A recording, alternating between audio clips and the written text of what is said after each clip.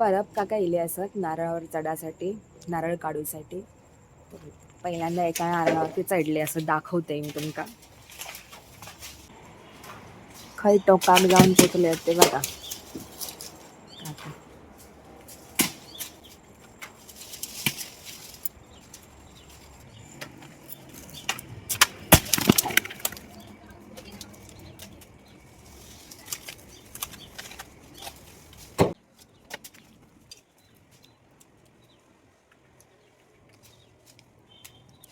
वाजवून बघतात नारळ आणि मग ते तोडतले. जास्त पाण्यावाला काढा नारळा. काय तर काढा ना. काय झाला तर अख्खे हे नाही असा एक एक काढ. अख्खी पेंड नाही हा.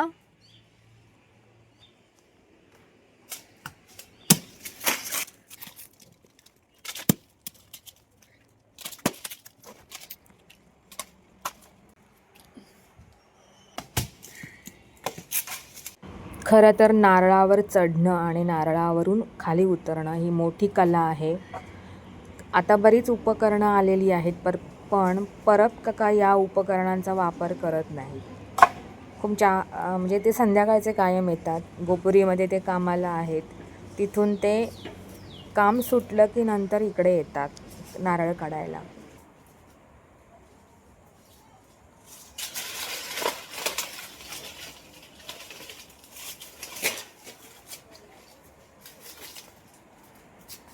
गावाक्ष गेल्लास? शिमग्याक. हा हा. नवीन घरात गेल्लास? हो, नवीन घर म्हणजे बांधल्यावर आम्ही ते खेळे नेले ना. हा हा हा. त्या दिवशी नवीन घरात खेळे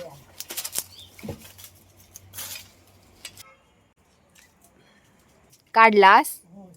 ते कळतली कशी? तुमका कळतली ना? हा. पाणी हलाचा नाही. हा हा. आडसराची पाणी हलाचा नाही म्हणजे शहाळा. आडसार म्हणजे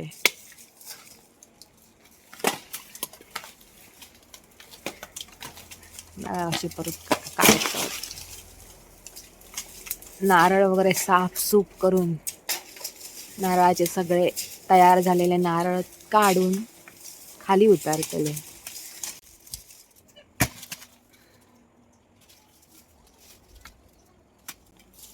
हे वेगळे नारळ आहेत.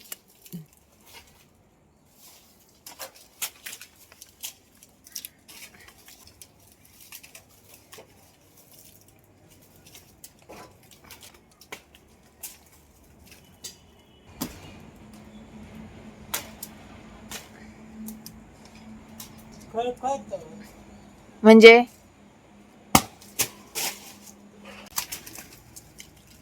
काय करूया? काढूया. ओले आहेत? ओले म्हणजे खूप ओले आहेत काय? ओले म्हणजे तसे खळखळत. मग काढा ना. जास्त दिवस राहू तर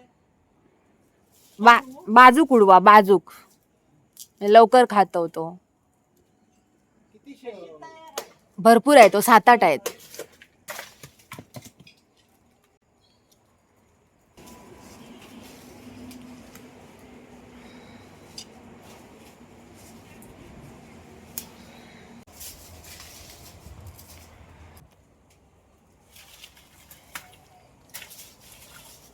ती तशीच राहून देत. ती पेंड हा तशीच राहून देत.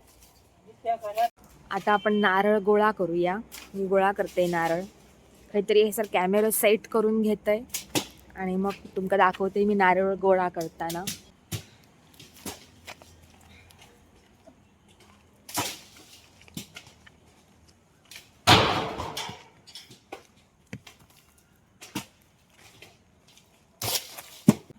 आमच्या फक्त 4च नारळांका नारळ धरतात. पण हे हेकाच ते 15 ते 20 मिनटां जातात.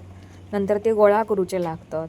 आधी नारळ काढताना आमका थंयसर उभ्या राहाक परवानगी नसता, कारण वरसून नारळ फटाफट पडत असतात.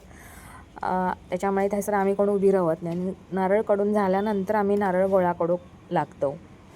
ओलो नारळ कायम जड लागता आणि नुकतोच झाडावरनं काढलेलो, त्याच्यामुळे जड लागत असता तो नारळ. आणि मग ते जड जड नारळ उचलून ना एवढी चांगली एक्झरसाईज होता ना की काय विचारू नको. ह्या सगळ्याची मला लहानपणापासूनच सवय असा नारळ गोळा करण्याची. कारण नारळ फक्त ते काढतात, बाकीचा आपणा पुढचा करूचा लागता. ते पिशवीत भरणा, ते घरात आणून ठेवणा, हे सगळं आपणाक करूचा लागतं. पण परब काका ह्या सगळ्याची मात्र मदत आमका करतात, कारण आमचे फक्त 4च नारळ असत. मग ते मदत करतात म्हणून काय मी बसान राहत नाही, किंवा माझे मिस्टर पण काय बसान राहत नाही. आम्ही दोघाही जण त्यांना तेवढीच मदत करतो नारळ गोळा करण्यासाठी. चांगलीच एक्झरसाईज होता ह्या सगळ्या करत असताना. आणि तितकीच मजा पण येता गोळा करताना नारळ. परब काका की नाही कायम संध्याकाळचे येतात 6 नंतर, काळोख पडताना साधारण.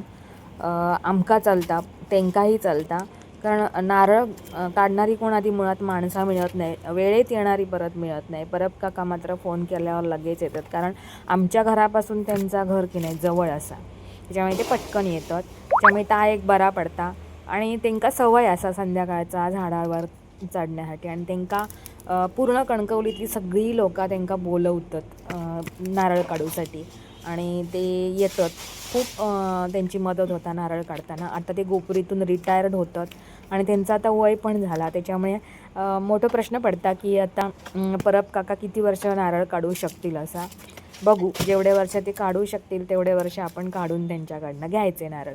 त्यांना पण 4 पैसे मिळतात, आपलाही फायदा होता त्याच्यात. तर मंडळी, माझा ह्यो व्हिडिओ बघता बघता प्लीज सगळ्यांनी लाईक करा आणि सबस्क्राईब पण करा. आणि जर तुमका वाटला तर काय वाटतं ह्या व्हिडिओबद्दल तर नक्की माका कमेंटमधनं सांगा. आणि हो व्हिडिओ सगळ्यांका जास्तीत जास्त शेअर करा, कारण कोकणात आम्ही कशी राहतो, कोकण सगळ्यांका आवडता. पण कोकणात राहण्याचे हे पण पॉईंट असत, आपणाक घराभोवतालची जी काही कामं असतात ना ती आपणाक करूची लागतात स्वतः. जरी तुम्ही कामगारांका आणलास तरी पण बारीक सारीक आपणाक हातभार घेऊन लावचोच लागतात. ते कितीही मोठे बंगलेवालो जरी असलो तरी ते का बारीक सारीक कामं ही घराभोवतालची करूचीच लागतात, कारण सतत कामगार मिळणं शक्य नाही असा. आणि आजकाल कामगारांचं एवढं तुटवडं असा ना, काही गोष्टींचं बघा बाजारात आपणाक तुटवडं असता, मागणी आणि पुरवठा असा म्हणतात ना तसा. मागणी भरपूर आहे या कामगारांका, पण पुरवठो कमी असा या कामगारांचो. काय काय कामगार असतात ना ते असो काय आव आणतात की आमच्यामुळे ह्यांचा फार अडता आणि आमच्याशिवाय ह्यांची कामं होऊच शकत नाही अशा पद्धतीने हे काम करतात येऊन. खूप म्हणजे मोठा काहीतरी असा हे दाखवतात की उपकार केल्यासारख्या दाखवतात. पण एक गोष्ट तितकीच असा, हा आमच्याकडे येणारे खयचीच कामगार अशा पद्धतीने कामं करत नाही.